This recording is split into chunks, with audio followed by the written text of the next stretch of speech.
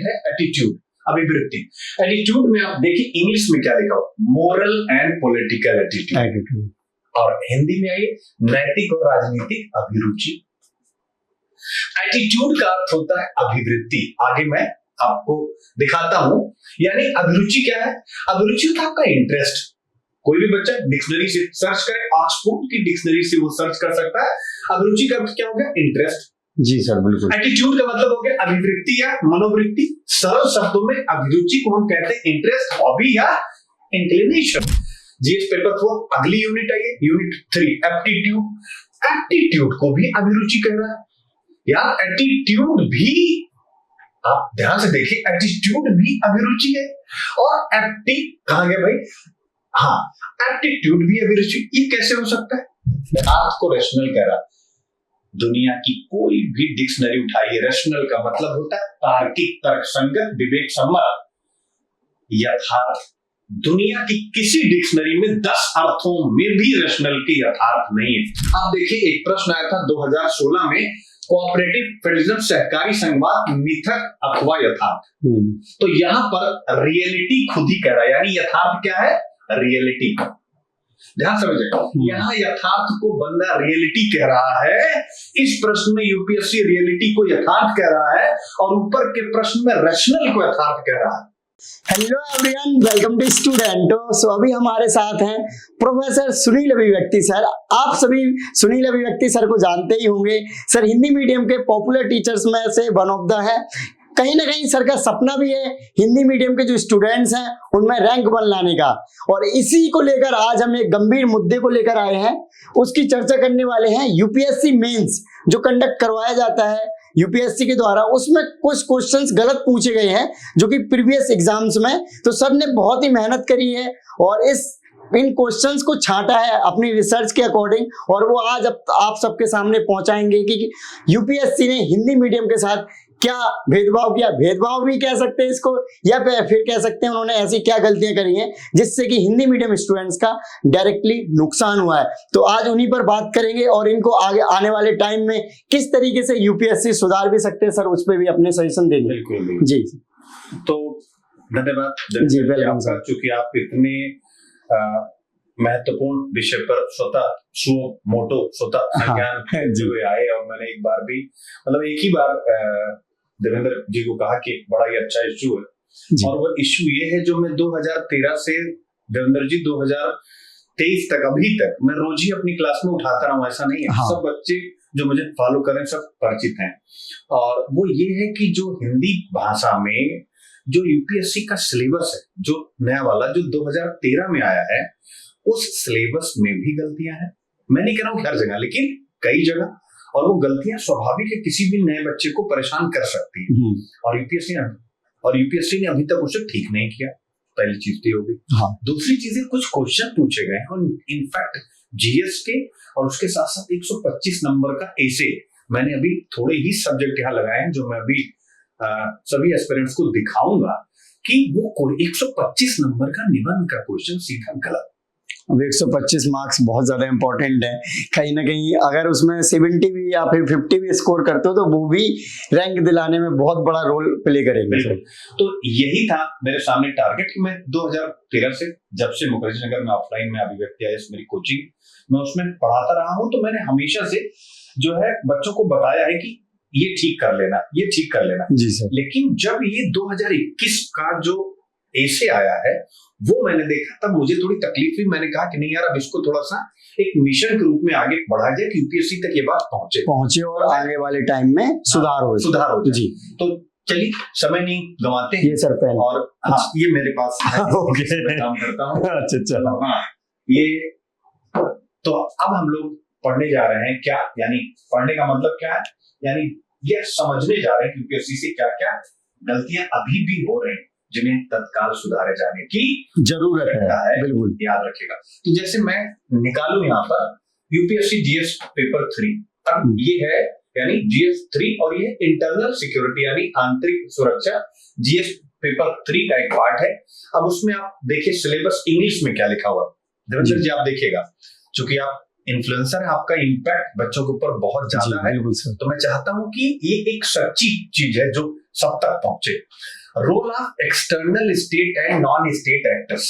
अब आप देखिए, in creating challenge to internal security, यानी आंतरिक सुरक्षा को चुनौती उत्पन्न करने वाले।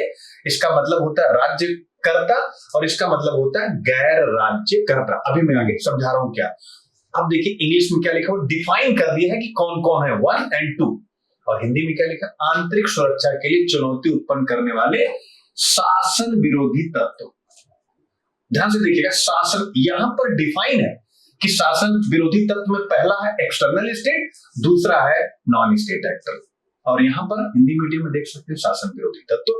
आगे देखिए, तो यहां मुद्दा क्या है, मुद्दा ये है कि जैसे जो एक्सटर्नल स्टेट एक्टर्स होते हैं उनको क्या कहते हैं, विदेशी सरकारों के द्वारा, जैसे पाकिस्तान चीन के द्वारा, विदेशी सरकारों द्वारा अधिकृत एजेंसियां और संगठन, जैसे ISI हमारे लिए क्या समस्या पैदा करती है। एक्सटर्नल नॉन स्टेट एक्टर का मतलब होता है विदेशी सरकार द्वारा अधिकृत नहीं, जैसे लश्कर तैयबा। अब आप देखिए, ये इंग्लिश में डिफाइन इधर देखिएगा और हिंदी में डिफाइन नहीं है। हाँ, तो ये गलत सर जी। पहली चीज ये गलत हुई कि नहीं। अब इसके बाद अगले टॉपिक पे आए, अगर हम देखें GS पेपर 4 सामान्य अध्ययन 4 में, तो अजीब पैटर्न है। अजीब पैटर्न, एक शब्द यहां पर खूब इस्तेमाल किया गया जिसका नाम है अभिरुचि। अब अभिरुचि शब्द का इस पेपर के पाठ्यक्रम में कई शब्दों के, अब आप देखिएगा एक ही शब्द कई शब्दों के हिंदी अर्थ के रूप में किया गया है, जो गलत है। मैं दिखाने जा रहा हूं कैसे। अब आप देखिएगा, जीएस पेपर 4 की सेकंड यूनिट है एटीट्यूड, अभिवृत्ति। एटीट्यूड में आप देखिए इंग्लिश में क्या लिखा हो, मोरल एंड पॉलिटिकल एटीट्यूड, और हिंदी में आइए नैतिक और राजनीतिक अभिरुचि। एटीट्यूड का अर्थ होता है अभिवृत्ति। आगे मैं आपको दिखाता हूं, यानी अभिरुचि क्या है। अभिरुचि होता है आपका इंटरेस्ट। कोई भी बच्चा डिक्शनरी से सर्च करे, ऑक्सफोर्ड की डिक्शनरी से वो सर्च कर सकता है। अभिरुचि का अर्थ क्या हो गया, इंटरेस्ट। जी सर बिल्कुल। एटीट्यूड का मतलब हो गया अभिवृत्ति या मनोवृत्ति। सरल शब्दों में अभिरुचि को हम कहते हैं इंटरेस्ट, हॉबी या इंक्लिनेशन, यानी कोई ऐसी चीज जिसमें हमारी रुचि हो। जी बिल्कुल। और अभिवृत्ति होती है किसी भी विचार, वस्तु या घटना को देखने का हमारा नजरिया है। अब एक रुचि है और एक नजरिया है, गलत हुआ कि नहीं हुआ आप देख सकते हैं सीधा। कहीं ना कहीं सर ये आपके नाम से भी रिलेट अभिव्यक्ति सर ने इसको सीरियस ज्यादा ले लिया। ठीक है जी। अब इसके बाद आई, नहीं सीरियस वाली बात नहीं, मैं मतलब आपसे बताऊं कि ये मैं 2013 से उठा रहा हूँ। आपको बुलाया मैंने इस पर्पज से कि यार ये आगे बढ़ना चाहिए। आप देखिए यहाँ पर एटीट्यूड को भी अब अभिरुचि कह रहा है, इंग्लिश में एटीट्यूड है, यहाँ अभिरुचि। अब अभी आप आगे आइए, जीएस पेपर 4 अगली यूनिट आई है, यूनिट 3 एप्टीट्यूड। एप्टीट्यूड को भी अभिरुचि कह रहा है यार। एटीट्यूड भी आप ध्यान से देखिए, एटीट्यूड भी अभिरुचि है। और एप्टी कहां गया भाई, हाँ एप्टीट्यूड भी अभिरुचि, ये कैसे हो सकता है। आप स्वयं देखिए एप्टीट्यूड। अब अगर मैं आगे बढ़ूं तो आपको दिखाता हूं, एप्टीट्यूड को बोलते हैं अभिक्षमता। यहाँ क्या मुद्दा है, तो एप्टीट्यूड का मतलब अभिक्षमता। जो साइकोलॉजिस्ट है, इसके सबसे बड़े विद्वान बिंघम के अनुसार, और केवल बिंघम नहीं, वॉरेन डिक्शनरी ऑफ साइकोलॉजी में भी कहा गया है कि अभिक्षमता एक ऐसी स्थिति या विशेषताओं का समूह है जिसे किसी व्यक्ति की कुछ, आमतौर पर कुछ ज्ञान या कौशल या प्रतिक्रियाओं के सेट को प्रशिक्षण के साथ हासिल करने की क्षमता का लक्षण माना जाता है। जी ठीक है, जैसे भाषा बोलने की क्षमता, संगीत बनाने की क्षमता, यानी ये स्किल से आपके जुड़ा हुआ है। और अभिरुचि अभी आपने पढ़ा इंटरेस्ट, तो आप देख सकते हैं। तो यहाँ पर एक सरल प्रश्न यूपीएससी से, क्या 3 शब्द अभिवृत्ति, अभिक्षमता और रुचि एक ही है। जी। अब बच्चों से कि क्या आप यह जानकर भ्रमित नहीं होंगे कि आपके पाठ्यक्रम में उल्लिखित हिंदी और अंग्रेजी शब्दों के अलग अलग अर्थ है। यानी कोई भी बच्चा जो सीरियस होगा और मान लीजिए उसके पास पैसे ना हो, आर्थिक रूप से कमजोर हो, और ऐसे बहुत सारे स्टूडेंट हैं, संख्या है जो खासकर मुझे फॉलो कर रही है, तो ऐसे बच्चे मान लीजिए अगर अच्छे टीचरों के पास नहीं गए, अच्छे का मतलब टीचर सभी अच्छे होते हैं जिनका एक्सपीरियंस है इस विषय को पढ़ाने का, वहां नहीं गए तो क्या होगा, अब हिंदी और अंग्रेजी में अलग अलग देखेंगे, कंफ्यूज होंगे। और बच्चे क्या, मैं खुद कंफ्यूज था, जो मेरा पहला नोट्स आया है उसमें मैंने अभिरुचि ही लिख दिया, उसके बाद उसको मैंने अपडेट किया, तब हटाया। अब ऐसे ही देखिए, ठीक है। अब आगे बढ़ते हैं, जैसे हम GS 3 में आते हैं, इकोनॉमिक्स का सिलेबस जरा देखिए, ग्रोथ लिखा हुआ पहली यूनिट, और यहाँ क्या लिखा हुआ, ग्रोथ का ट्रांसलेशन प्रगति। ग्रोथ प्रगति नहीं हो सकती है, याद रखिए। ग्रोथ एक ऐसा शब्द है जो नकारात्मक और सकारात्मक दोनों हो सकता है, यानी GDP की ग्रोथ पॉजिटिव है या नेगेटिव है। प्रगति का मतलब होता है कि आप बचपन से सब आपसे पूछते रहते हैं कि अपना प्रगति रिपोर्ट दिखाओ जी, ठीक है ना। तो प्रगति का तात्पर्य प्रायः सकारात्मक विकास से लिया जाता है। ग्रोथ शब्द का शाब्दिक अर्थ होता है समृद्धि या वृद्धि। मेरे समझ गए क्या होता है, समृद्धि या वृद्धि। तो प्रगति शब्द आप क्यों लेके आए।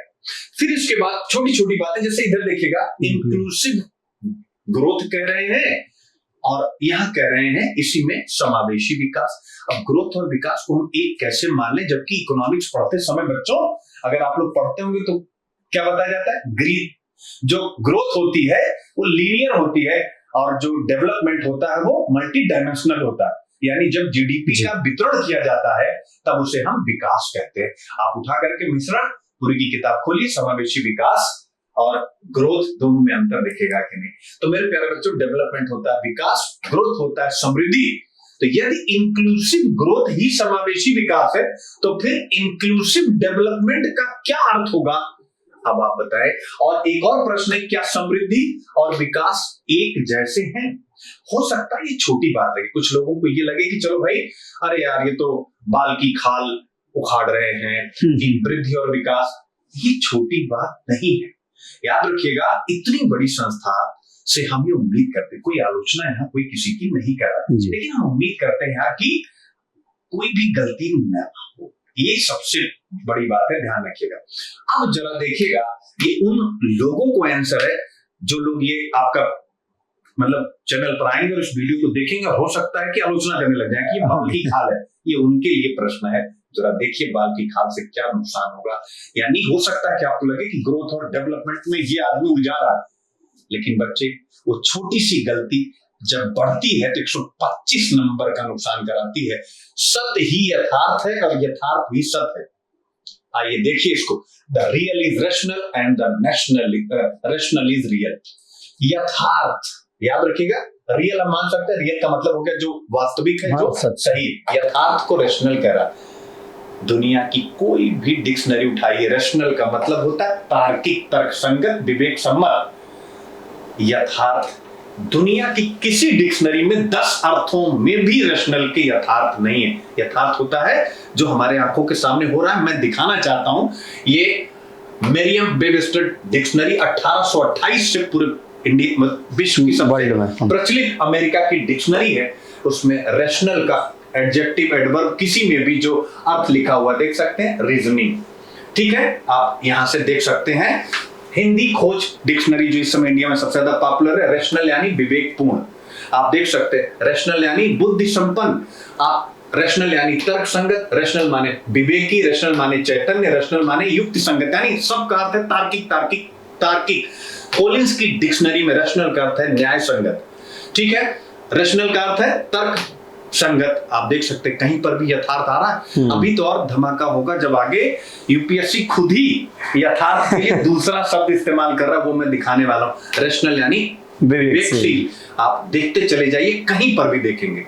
अब देखिए जरा इसी रैशनल को, यानी जो 125 नंबर का क्वेश्चन मैं कह रहा हूं कि हिंदी मीडियम का बच्चा उसको यथार्थ लिखता चला जाएगा, कितना बड़ा उसके साथ अन्याय है। जब वो अपना आंसर चेक करेगा 10 नंबर भी कम हो गया तो आप समझिए वो फाइट से बाहर हो गया। बड़ी मुश्किल से हिंदी मीडियम में प्रीलिम्स निकलता है। अब देखिए एक प्रश्न आया था 2016 में, कोऑपरेटिव फेडरलिज्म सहकारी संघवाद मिथक अथवा यथार्थ।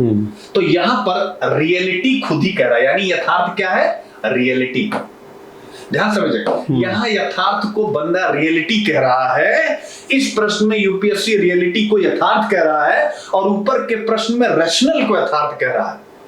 समझ रहे? हाँ। ये रियलिटी यथार्थ है। रियलिटी मीन्स यथार्थ होता सर है। ने एकदम गहन कह सकते हैं अध्ययन किया है पूरे पेपर्स का, तब जाके कंटेंट या इन्फॉर्मेशन आई है। अब आप खुद देखिए इस प्रश्न में क्या करें, यथार्थ। हाँ। The real is rational. अब जिस बच्चे ने यथार्थ पकड़ लिया, अब खुद ही 2016 के प्रश्न में कह रहा है कि यथार्थ का मतलब होता है रियलिटी। क्या है? यथार्थ का मतलब होता है रियलिटी। अब आप विचार कीजिए, तो 125 नंबर का, तो मैं जो कहना चाह रहा हूं यहां पर हम लोग कोई आंदोलन नहीं कर रहे, बस ये बातें जो मैं 2013 से खुद जिस भी प्लेटफॉर्म पर रहा हूं वहां से उठाया हूं। अभी मैंने देवेंद्र जी की मदद से स्टूडेंटों पे रखा है इसको, जिससे ज्यादा लोग इसको समझे, जाने।